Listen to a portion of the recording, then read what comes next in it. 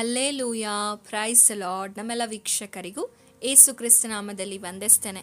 ನೀವೇನು ನಮ್ಮ ಚಾನಲ್ನ ಮೊದಲನೇ ಬಾರಿಗೆ ವೀಕ್ಷಿಸುತ್ತಿರುವುದಾದರೆ ದಯವಿಟ್ಟು ಸಬ್ಸ್ಕ್ರೈಬ್ ಮಾಡ್ಕೊಳ್ಳಿ, ಲೈಕ್ ಮಾಡಿ, ಶೇರ್ ಮಾಡಿ.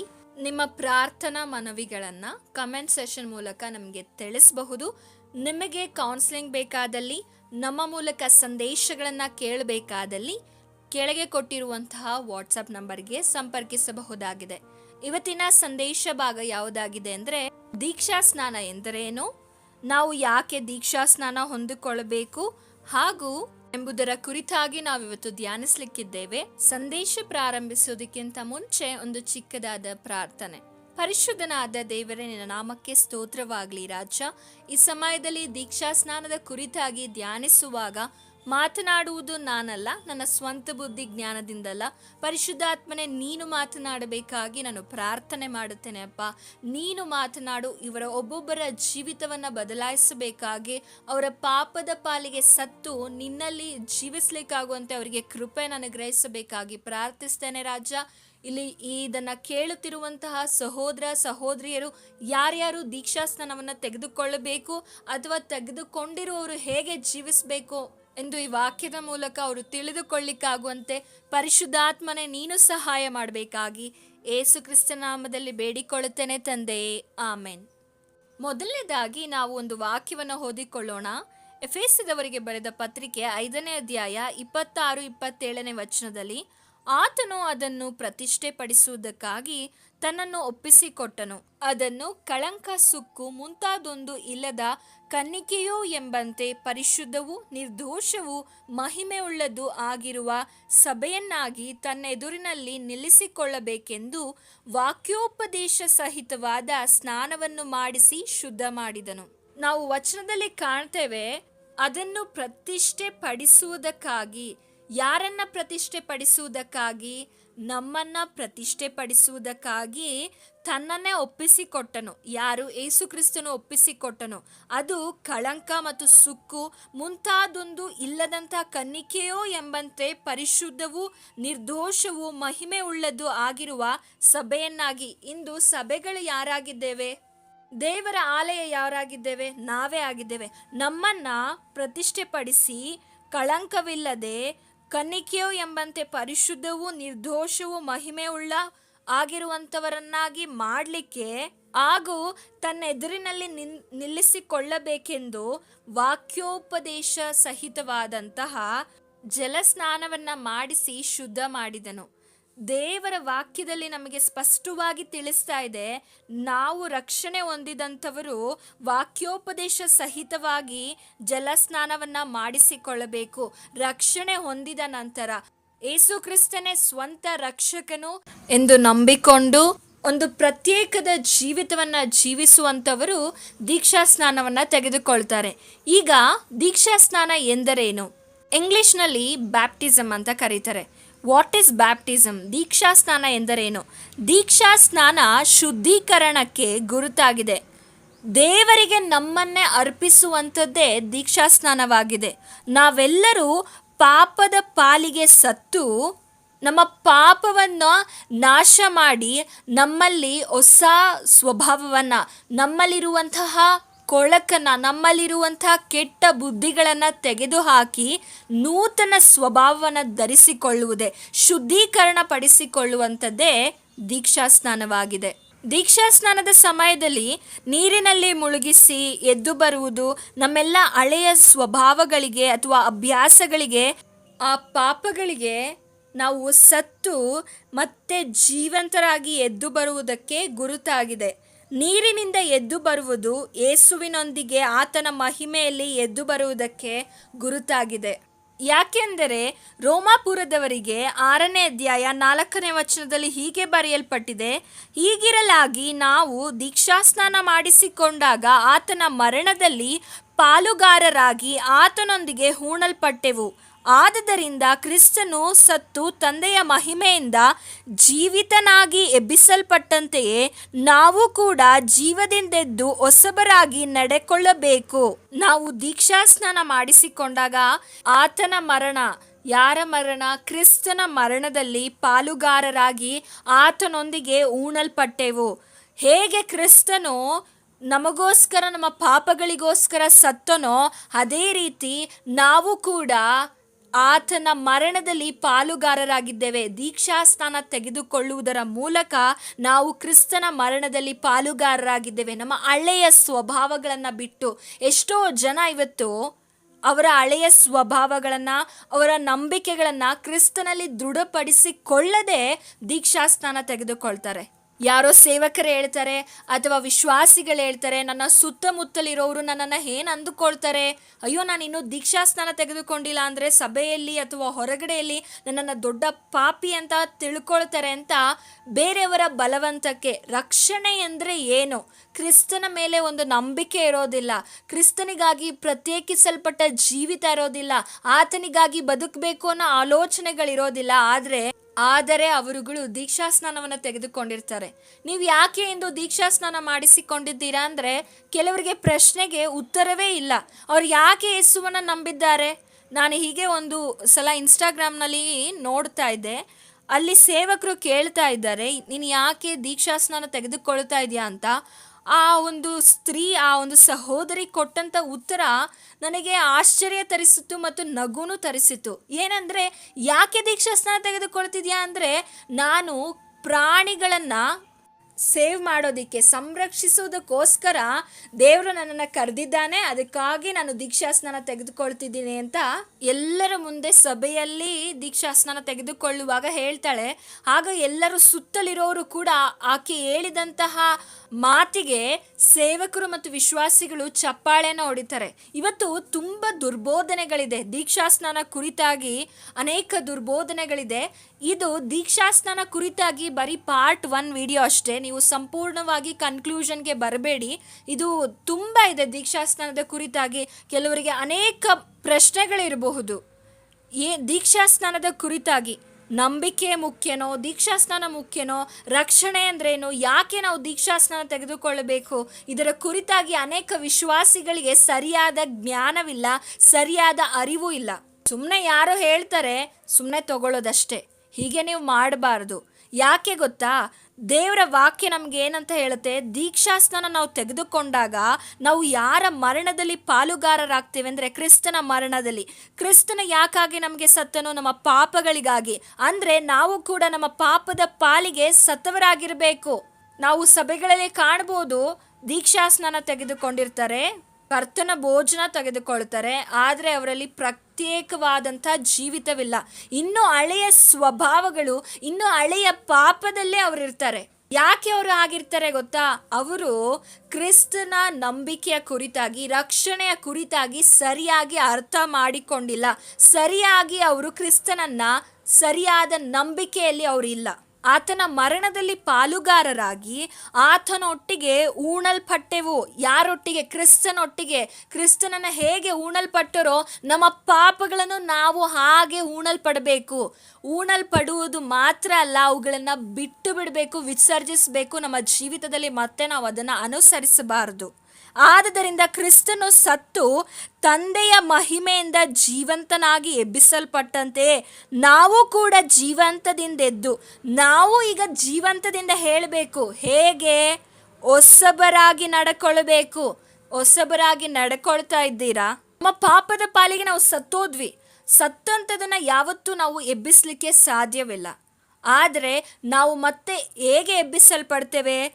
ತಂದೆಯ ಮಹಿಮೆಯ ಮೂಲಕ ಕ್ರಿಸ್ತನು ಹೇಗೆ ಜೀವಂತನಾಗಿ ಎಬ್ಬಿಸಲ್ಪಟ್ಟನೋ ಹಾಗೆ ನಾವು ಕೂಡ ಜೀವಂತವಾಗಿ ಎಬ್ಬಿಸಲ್ಪಡ್ತೀವಿ. ಹೇಗೆ ಅಂದರೆ ಹೊಸಬರಾಗಿರಬೇಕು.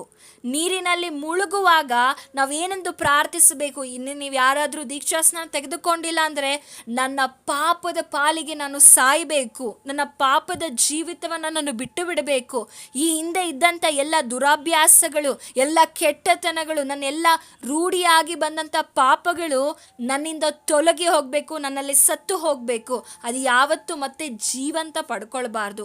ಸತ್ತು ಹೋದಂಥ ವಿಷಯಗಳು ಯಾವತ್ತಾದರೂ, ಸತ್ತು ಹೋದವರು ಜೀವಂತವಾಗಿ ಎದ್ದು ಬರ್ತಾರ? ಕ್ರಿಸ್ತನನ್ನು ಹೊರತಾಗಿ ಮತ್ತೆ ಇನ್ಯಾರು ಬರಲಿಕ್ಕೆ ಸಾಧ್ಯವೂ ಇಲ್ಲ. ಇದಕ್ಕೆ ಉದಾಹರಣೆಯಾಗಿ ನಾನು ನಿಮಗೆ ಒಂದು ಹೇಳ್ತೇನೆ. ಇಂದು ಎಷ್ಟೊಂದು ಜನಕ್ಕೆ ಅನಿಸಿರುತ್ತೆ, ಪಾಪದಿಂದ ಅವರ ಜೀವಿತದಲ್ಲಿ ಏನಕ್ಕೂ ಅವರಿಗೆ ಆಸಕ್ತಿನೇ ಇರೋದಿಲ್ಲ, ಯಾವ ವಿಷಯಕ್ಕೂ ಆಸಕ್ತಿನೇ ಇರೋದಿಲ್ಲ. ಪಾಪದಿಂದ ಅವರು ಜೀವಿತವೇ ಬೇಸತ್ತು ಅರೆ ಜೀವವಾಗಿರ್ತಾರೆ. ಅಂತಹ ಪರಿಸ್ಥಿತಿಗಳನ್ನು, ಅಂಥವರನ್ನು ಯಾರು ಕೂಡ ಮತ್ತೆ ಎಬ್ಬರಿಸಲಿಕ್ಕೆ ಸಾಧ್ಯ ಇಲ್ಲ.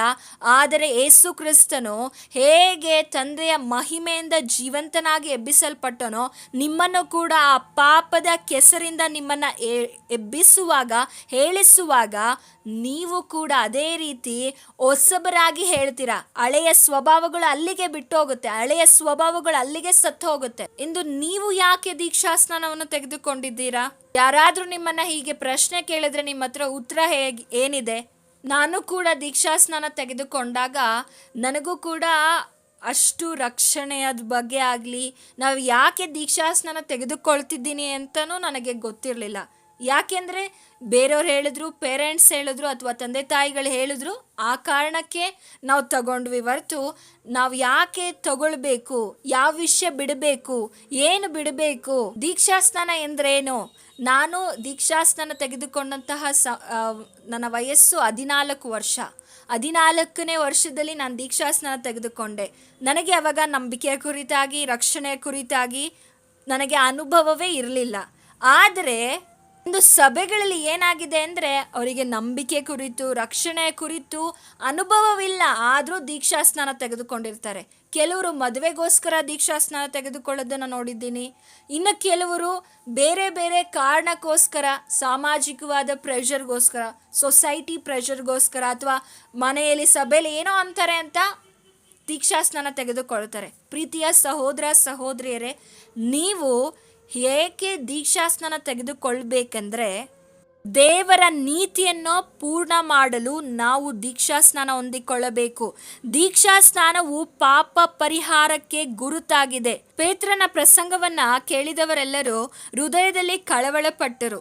ಪೇತ್ರನು ಅವರಿಗೆ ಹೇಳಿದ್ದು, ನಿಮ್ಮ ಪಾಪಗಳು ಪರಿಹಾರವಾಗುವುದಕ್ಕಾಗಿ ನಿಮ್ಮಲ್ಲಿ ಪ್ರತಿಯೊಬ್ಬನು ದೇವರ ಕಡೆಗೆ ತಿರುಗಿಕೊಂಡು ಯೇಸು ಕ್ರಿಸ್ತನ ಹೆಸರಿನ ಮೇಲೆ ದೀಕ್ಷಾಸ್ನಾನವನ್ನು ಮಾಡಿಸಿಕೊಳ್ಳಿರಿ, ಆಗ ನೀವು ಪವಿತ್ರಾತ್ಮನ ದಾನವನ್ನು ಹೊಂದುವಿರಿ. ಒಬ್ಬ ವ್ಯಕ್ತಿಯು ನಿಜವಾಗಿ ತನ್ನ ಪಾಪಗಳಿಗಾಗಿ ಪಶ್ಚಾತ್ತಾಪ ಪಟ್ಟು ದೀಕ್ಷಾಸ್ನಾನ ಮಾಡಿಸಿಕೊಂಡಾಗ ಪವಿತ್ರಾತ್ಮನ ಬಳುವಳಿಯನ್ನು ಅವನು ಪಡೆದುಕೊಳ್ಳುತ್ತಾನೆ. ಪವಿತ್ರಾತ್ಮನ ಒಬ್ಬ ವ್ಯಕ್ತಿಯ ಜೀವಿತದಲ್ಲಿ ಇರುವಾಗ ಅವನ ಜೀವಿತ, ಅವನ ಆಲೋಚನೆ, ಅವನ ಕಾರ್ಯಗಳು ಯಾವಾಗಲೂ ಪರಿಶುದ್ಧವಾಗಿರುತ್ತೆ. ಪ್ರೀತಿಯ ಸಹೋದರ ಸಹೋದರಿಯರೇ, ನಿಮ್ಮ ಹಳೆಯ ಪಾಪಗಳಿಗಾಗಿ, ನಿಮ್ಮ ಹಳೆಯ ಜೀವಿತಕ್ಕಾಗಿ ನೀವು ಅದರ ಪಾಲಿಗೆ ಸತ್ತಿದ್ದೀರಾ? ನಿಮ್ಮ ಪಾಪಗಳಿಗಾಗಿ ಪಶ್ಚಾತ್ತಾಪ ಪಡುತ್ತಾ ಇದ್ದೀರೋ, ಅಥವಾ ನಾನು ಪಾಪನೇ ಮಾಡಿಲ್ಲ ಅಂತ ನೀವಿದ್ದೀರೋ? ಹೇಗೆ ನಿಮ್ಮ ಜೀವಿತ ಇದೆ? ಪ್ರೀತಿಯ ಸಹೋದರ ಸಹೋದರಿಯರೇ, ನಾವು ಹಳೆಯ ಪಾಪಗಳಿಗೆ ಸತ್ತಿದ್ದೇವೋ? ನಿಜವಾಗಲೂ ಸತ್ತಿದ್ದೇ ಆದರೆ ಕೊಲಸ್ಯ 2:12 ಹೀಗೆ ಬರೆಯಲ್ಪಟ್ಟಿದೆ, ನೀವು ದೀಕ್ಷಾಸ್ನಾನವನ್ನು ಕ್ರಿಸ್ತನೊಂದಿಗೆ ಹೂಣಲ್ಪಟ್ಟಿದ್ದರಿಂದಲೇ ಆ ಸುನ್ನತಿಯನ್ನು ಹೊಂದಿದ್ದೀರಿ. ಇದಲ್ಲದೆ ಆತನು ಸತ್ತವರೊಳಗಿಂದ ಎಬ್ಬಿಸಿದ ದೇವರ ಸಾಮರ್ಥ್ಯದಲ್ಲಿ ನಂಬಿಕೆ ಇಡುವುದರ ಮೂಲಕ ಅದರಲ್ಲಿ ಆತನ ಕೂಡ ಎದ್ದು ಬನ್ನಿರಿ. ಅಪರಾಧಗಳನ್ನು ಮಾಡುವುದರಿಂದಲೂ ಸುನ್ನತಿ ಇಲ್ಲದ ಶರೀರ ಭಾವದಿಂದಲೂ ಸತ್ತವರಾಗಿದ್ದ ನಿಮ್ಮನ್ನೂ ಸಹ ದೇವರು ಕ್ರಿಸ್ತನೊಂದಿಗೆ ಎಬ್ಬಿಸಿದ್ದಾನೆ. ನೀವು ದೀಕ್ಷಾಸ್ನಾನದಲ್ಲಿ ಯಾರೊಟ್ಟಿಗೆ ಹೂಣಲ್ಪಟ್ಟಿದ್ದೀರಾ? ದೀಕ್ಷಾಸ್ನಾನದಲ್ಲಿ ಕ್ರಿಸ್ತನೊಂದಿಗೆ ಹೂಣಲ್ಪಟ್ಟಿದ್ದೀರಾ. ಹಾಗೂ ಆತನು ಸತ್ತವರೊಳಗಿಂದ ಎಬ್ಬಿಸಿದ ದೇವರ ಸಾಮರ್ಥ್ಯದಲ್ಲಿ ನಂಬಿಕೆ ಇಡುವುದರ ಮೂಲಕ. ಹೇಗೆ ದೀಕ್ಷಾಸ್ನಾನ ಮಾಡಬೇಕು? ನಂಬಿಕೆ ಇಡಬೇಕು. ನೀನಿವತ್ತು ಯಾಕೆ ದೀಕ್ಷಾಸ್ನಾನ ತೆಗೆದುಕೊಳ್ತಾ ಇದೆಯಾ? ಯಾವುದ್ಯಾವುದೋ ಸುಮ್ಮನೆ ಸುಳ್ಳಾದಂತಹ ಆವೇಶಗಳಿಗೆ ಅಥವಾ ಮಾತುಗಳಿಗೆ ಒಳಗಾಗದೆ ದೇವರ ಮೇಲೆ ನಂಬಿಕೆ ಇಡಬೇಕು. ದೇವರ ಮೇಲೆ ನಂಬಿಕೆ ಇಡುವುದು ಎಂದರೆ, ನೀನು ದೇವರನ್ನ ಸ್ವಂತ ರಕ್ಷಕನಾಗಿ ಅಂಗೀಕರಿಸಿಕೊಂಡು, ಹೌದು ನಾನು ಪಾಪ ಮಾಡಿದ್ದೇನೆ, ಆ ಪಾಪಗಳಿಗಾಗಿ ನಾನು ಪಶ್ಚಾತ್ತಾಪ ಪಟ್ಟು ಅದನ್ನು ಇನ್ನು ಮುಂದೆ ನಾನು ಮಾಡೋದಿಲ್ಲ, ನನ್ನ ಪಾಪಗಳನ್ನು ಕ್ಷಮಿಸು ಅಂತ ಕ್ರಿಸ್ತನೇ ದೇವರೆಂದು ಅಂಗೀಕಾರ ಮಾಡಿಕೊಂಡು ಅವುಗಳನ್ನು ಒಪ್ಪಿಕೊಳ್ಳುವಾಗ ದೇವರು ನಿನಗೆ ರಕ್ಷಣೆಯನ್ನು ಕೊಡ್ತಾನೆ. ಈ ರಕ್ಷಣೆ ನಿನಗೆ ಯಾವುದರಿಂದ ಸಿಕ್ಕಿದಂದರೆ, ಕ್ರಿಸ್ತನು ತನ್ನ ರಕ್ತವನ್ನು ಕೊಡುವುದರ ಮೂಲಕ ನಿಮಗೆ ರಕ್ಷಣೆ ಸಿಕ್ಕಿದೆ. ರಕ್ಷಣೆಯ ಒಂದು ಭಾಗವೇ ದೀಕ್ಷಾಸ್ನಾನ ಆಗಿದೆ. ಯಾಕೆಂದರೆ ಯೇಸು ಕ್ರಿಸ್ತನು ನಮಗೆ ಆಜ್ಞೆ ಕೊಟ್ಟಿದ್ದಾನೆ, ಏನಂದರೆ ನೀವು ಹೊರಟು ಹೋಗಿ ಎಲ್ಲ ದೇಶಗಳ ಜನರನ್ನು ಶಿಷ್ಯರಾಗಿ ಮಾಡಿ ಅವರಿಗೆ ತಂದೆಯ ಮಗನ ಪವಿತ್ರಾತ್ಮನ ಹೆಸರಿನಲ್ಲಿ ದೀಕ್ಷಾ ಸ್ನಾನ ಮಾಡಿಸಿ, ನಾನು ನಿಮಗೆ ಆಜ್ಞಾಪಿಸಿದನೆಲ್ಲ ಕಾಪಾಡಿಕೊಳ್ಳುವುದಕ್ಕೆ ಅವರಿಗೆ ಉಪದೇಶ ಮಾಡಿರಿ. ಈ ದೀಕ್ಷಾ ಸ್ನಾನ ದೇವರು ನಮಗೆ ಕೊಟ್ಟಂಥ ಆಜ್ಞೆ ಆಗಿದೆ.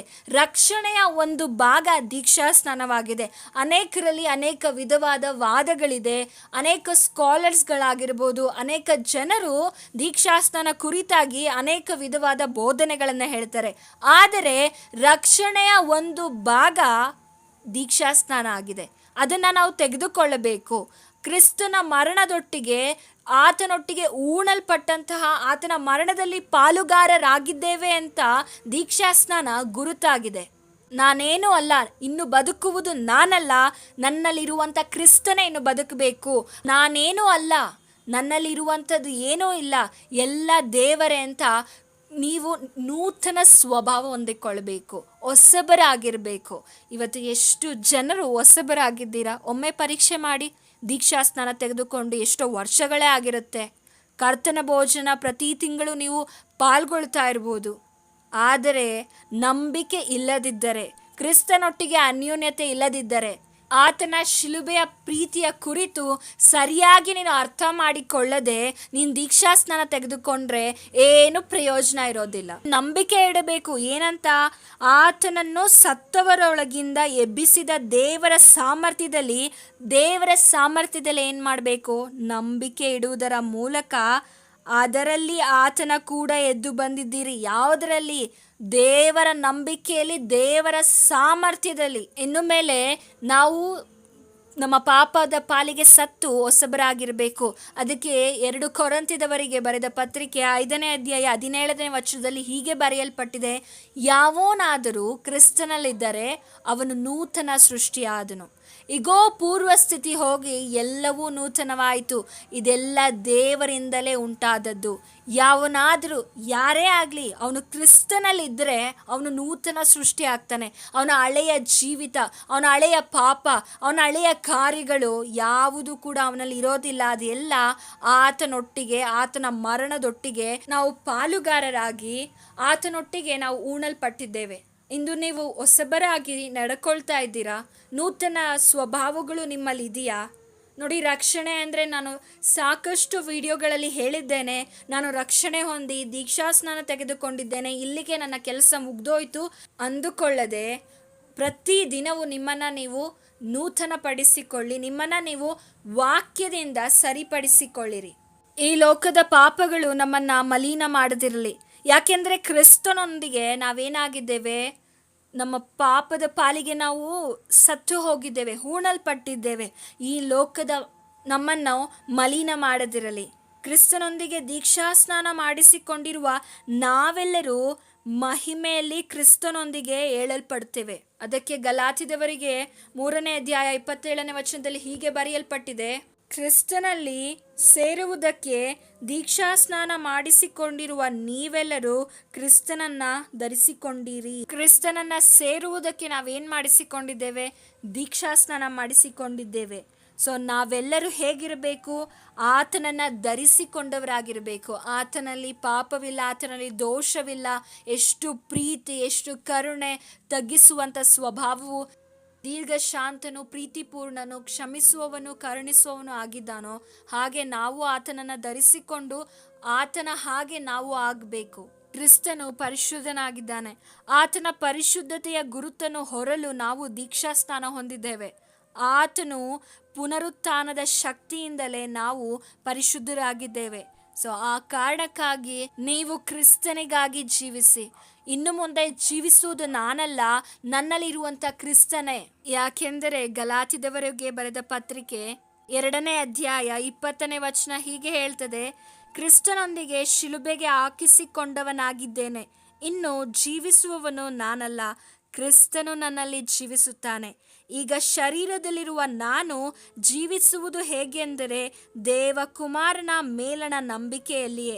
ಆತನು ನನ್ನನ್ನು ಪ್ರೀತಿಸಿ ನನಗೋಸ್ಕರ ತನ್ನನ್ನು ಒಪ್ಪಿಸಿಬಿಟ್ಟನು. ಹಾಗಾದರೆ ಇನ್ನು ಜೀವಿಸುವವರು ಯಾರಲ್ಲ?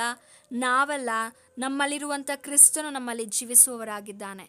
ಹಾಗೆ ನಮ್ಮ ಶರೀರದಲ್ಲಿ ನಾವು ಹೇಗೆ ಜೀವಿಸ್ತಾ ಇರ್ತೀವಿ ಅಂದರೆ ದೇವಕುಮಾರನ ಮೇಲಣ ನಂಬಿಕೆಯಿಂದ, ಆತನ ನಂಬಿಕೆಯಿಂದ ಜೀವಿಸಬೇಕು. ಯಾಕೆಂದರೆ ನನಗೋಸ್ಕರ, ನಮಗೋಸ್ಕರ, ನಿನಗೋಸ್ಕರ ತನ್ನನ್ನು ಒಪ್ಪಿಸಿಕೊಟ್ಟಿದ್ದಾನೆ. ನಮ್ಮನ್ನು ಪ್ರೀತಿಸಿ ತನ್ನನ್ನು ಒಪ್ಪಿಸಿಕೊಟ್ಟಿದ್ದಾನೆ. ಆತನ ಪ್ರೀತಿಗೆ, ಆತನ ತ್ಯಾಗಕ್ಕೆ, ಆತನ ಮೇಲಣ ನಂಬಿಕೆಯಿಂದ ನಾವು ಜೀವಿಸಬೇಕು. ಅನೇಕರು ದೀಕ್ಷಾ ಸ್ನಾನ ತೆಗೆದುಕೊಳ್ತಾರೆ, ಸಭೆಗೆ ಬರ್ತಾರೆ, ಆದರೆ ಸ್ವಲ್ಪ ಕಷ್ಟಗಳು ಬರುವಾಗ, ಸ್ವಲ್ಪ ಪ್ರಯಾಸಗಳು ಬರುವಾಗ ಅವರಲ್ಲಿ ನಂಬಿಕೆ ಇರೋದಿಲ್ಲ. ದೇವರ ವಾಕ್ಯ ನಮಗೆ ಹೇಳುತ್ತೆ, ನಾವು ಈಗ ಶರೀರದಲ್ಲಿ ಹೇಗೆ ಬದುಕಬೇಕು? ದೇವರ ಮೇಲಣ ನಂಬಿಕೆಯಿಂದ ಬದುಕಬೇಕು. ಕ್ರಿಸ್ತನು ನನಗಾಗಿ ಪ್ರಾಣ ಕೊಟ್ಟಿದ್ದಾನೆ, ನಾನು ಆತನಿಗಾಗಿ ಏನೇ ಕಷ್ಟ ಬರಲಿ, ಏನೇ ದುಃಖ ಬರಲಿ, ಯಾವುದು ನನ್ನನ್ನು ಆತನ ಪ್ರೀತಿಯಿಂದ ಅಗಲಿಸಬಾರದು ಎಂಬ ದೃಢವಾದ ನಿರ್ಧಾರ, ದೃಢವಾದ ನಂಬಿಕೆ ನೀನು ಆತನಲ್ಲಿ ಇಟ್ಟುಕೊಳ್ಳಬೇಕು. ಸಂಬಂಧಗಳಾಗಲಿ, ಸಮಸ್ಯೆಗಳಾಗಲಿ, ಈ ಲೋಕದ ಯಾವ ವಿಷಯಗಳು ನಿನ್ನನ್ನು ಕ್ರಿಸ್ತನಿಂದ ದೂರ ಮಾಡಬಾರ್ದು. ನಿನ್ನನ್ನು ದೇವರಿಂದ ದೂರ ಮಾಡುವ ಯಾವುದೇ ವಿಷಯಗಳೇ ಆಗಿರಲಿ, ಅದನ್ನು ನೀನು ತೆಗೆದುಹಾಕು, ನಿನ್ನ ಜೀವಿತದಿಂದ ತೆಗೆದುಹಾಕು. ವಾಕ್ಯ ಹೀಗೆ ಹೇಳ್ತದೆ, ರೋಮಾಪುರದವರಿಗೆ ಬರೆದ ಪತ್ರಿಕೆ 8ನೇ ಅಧ್ಯಾಯ 37ನೇ ವಚನದಲ್ಲಿ, ಆದರೆ ನಮ್ಮನ್ನು ಪ್ರೀತಿಸಿದಾತನ ಮೂಲಕವಾಗಿ ನಾವು ಈ ಎಲ್ಲ ವಿಷಯಗಳಲ್ಲೂ ಪೂರ್ಣ ಜಯಶಾಲಿಗಳಾಗುತ್ತೇವೆ. ಹೇಗೆಂದರೆ ಮರಣವಾಗಲಿ, ಜೀವವಾಗಲಿ, ದೇವದೂತರುಗಳಾಗಲಿ, ದುರಾತ್ಮಗಳಾಗಲಿ, ಈಗಿನ ಸಂಗತಿಗಳಾಗಲಿ, ಮುಂದಣ ಸಂಗತಿಗಳಾಗಲಿ, ಮಹತ್ವಗಳಾಗಲಿ, ಮೇಲಣ ಲೋಕವಾಗಲಿ, ಕೆಳಗಣ ಲೋಕವಾಗಲಿ, ಬೇರೆ ಯಾವ ಸೃಷ್ಟಿಯಾಗಲಿ ನಮ್ಮನ್ನು ನಮ್ಮ ಕರ್ತನಾದ ಯೇಸು ಕ್ರಿಸ್ತನಲ್ಲಿ ತೋರಿ ಬಂದ ದೇವರ ಪ್ರೀತಿಯಿಂದ ಅಗಲಿಸಲಾರವೆಂದು ನಮಗೆ ನಿಶ್ಚಯ ಉಂಟು.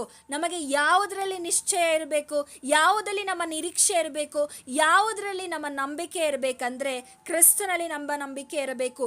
ಯಾವ ವಿಷಯಗಳು, ನಾನು ಓದಿದಂತಹ ಈಗಿನ ಸಂಗತಿಗಳಾಗಲಿ, ಅನೇಕ ಸಂಗತಿಗಳು, ಅನೇಕ ಕಷ್ಟ, ವೇದನೆ, ಕಣ್ಣೀರು, ಯಾವುದು ನಿಮ್ಮನ್ನು ಕ್ರಿಸ್ತನಿಂದ ಅಗಲಿಸಬಾರದು. ಅಗಲಿಸದ ಹಾಗೆ ನಿಮಗೆ ನಂಬಿಕೆ ಇರಬೇಕು, ನಿಮಗೆ ಒಂದು ನಿಶ್ಚಯ ಇರಬೇಕು. 35ನೇ ವಚನದಲ್ಲಿ ಹೀಗೆ ಹೇಳ್ತದೆ, ಕ್ರಿಸ್ತನ ಪ್ರೀತಿಯಿಂದ ನಮ್ಮನ್ನು ಅಗಲಿಸುವವರು ಯಾರು? ಕಷ್ಟವೋ, ಸಂಕಟವೋ, ಹಿಂಸೆಯೋ, ಅನ್ನವಿಲ್ಲದಿರುವುದೋ, ವಸ್ತ್ರವಿಲ್ಲದಿರುವುದೋ, ಗಂಡಾಂತರವೋ, ಖಡ್ಗವೋ, ಈ ವಿಷಯಗಳು ಯಾವು ನಿಮ್ಮನ್ನ ಕ್ರಿಸ್ತನ ಪ್ರೀತಿಯಿಂದ ಅಗಲಿಸದ ಹಾಗೆ ಪ್ರತಿದಿನವೂ ನೂತನ ಸ್ವಭಾವವನ್ನು ಹೊಂದಿಕೊಂಡು ಜೀವಿಸಿರಿ. ಯಾಕೆಂದರೆ ನೀವು ಕ್ರಿಸ್ತನ ಮಕ್ಕಳಾಗಿದ್ದೀರಾ. ಕ್ರಿಸ್ತನನ್ನು ಸೇರುವುದಕ್ಕಾಗಿ ನೀವು ದೀಕ್ಷಾ ಸ್ನಾನವನ್ನು ತೆಗೆದುಕೊಂಡಿದ್ದೀರಾ. ನೀವು ಇನ್ನು ಮೇಲೆ ಆತನಿಗೆ ಮೆಚ್ಚುಗೆ ಉಳ್ಳಂಥ ಜೀವಿತವನ್ನು ನಡೆಸಬೇಕು. ಇಂದು ನಾವು ಏನೆಂದು ಧ್ಯಾನಿಸಿದ್ವಿ ಅಂದರೆ ದೀಕ್ಷಾ ಸ್ನಾನ ಎಂದರೇನು, ಯಾಕೆ ಹೊಂದಿಕೊಳ್ಳಬೇಕು, ಹಾಗೂ ಹೊಂದಿಕೊಂಡವರು ಹೇಗೆ ಜೀವಿಸಬೇಕು ಎಂದು ನಾವಿವತ್ತು ತಿಳಿದುಕೊಂಡಿದ್ದೇವೆ. ಪ್ರೀತಿಯ ಸಹೋದರ ಸಹೋದರಿಯರೇ, ದೇವರಿಗಾಗಿ ಜೀವಿಸಿರಿ. ದೇವರಿಗಾಗಿಯೇ ನಿಮ್ಮ ನಿರೀಕ್ಷೆ, ನಿಮ್ಮ ನಂಬಿಕೆ, ನಿಮ್ಮ ನಿಶ್ಚಯ ಯಾವಾಗಲೂ ಕ್ರಿಸ್ತನೇ ಆಗಿರಲಿ ಅಂತ ನಾವು ಕೂಡ ಪ್ರಾರ್ಥನೆ ಮಾಡ್ತೇವೆ. ನೀವು ಪ್ರಾರ್ಥನೆ ಮಾಡಿ. ಈ ಸಂದೇಶದ ಮೂಲಕ ದೇವರು ನಿಮ್ಮನ್ನು ಆಶೀರ್ವದಿಸಲಿ. ನೋಡಿ, ಇದು ಒಂದು ಪಾರ್ಟ್ ಅಷ್ಟೇ, ಇನ್ನೂ ಅನೇಕ ವಿಷಯಗಳಿದೆ. ದೀಕ್ಷಾ ಸ್ನಾನ ಕುರಿತಾಗಿ ಅನೇಕ ವಿಷಯಗಳಿದೆ. ನಾವು ಮುಂದಿನ ದಿನಗಳಲ್ಲಿ ಅವುಗಳನ್ನು ಧ್ಯಾನಿಸೋಣ. ದೇವರು ಈ ವಾಕ್ಯದ ಮೂಲಕ ನಿಮ್ಮನ್ನು ಆಶೀರ್ವದಿಸಲಿ. Thanks for watching. God bless you.